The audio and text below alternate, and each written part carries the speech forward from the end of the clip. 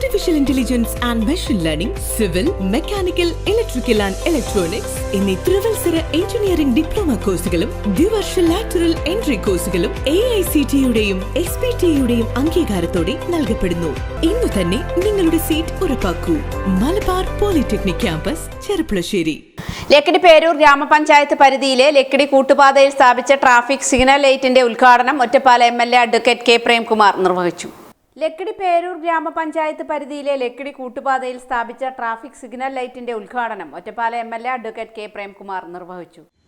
അതിനോടെല്ലാം നമ്മുടെ നാട് മാറിയ കാലത്ത് നല്ല നിലയിൽ സഹകരിക്കുമെന്ന പ്രതീക്ഷ ഈ സന്ദർഭത്തിൽ പങ്കുവയ്ക്കുകയാണ്. ഇവിടെ പങ്കെടുക്കുന്ന മോട്ടോർ വാഹന വകുപ്പിലെ ഉദ്യോഗസ്ഥർ ഉൾപ്പെടെയുള്ളവരുടെ നല്ല ശ്രദ്ധയും ഇടപെടലും ഈ കാര്യങ്ങളിൽ ഉണ്ടാകണമെന്ന് കൂടി അഭ്യർത്ഥിക്കുകയാണ്.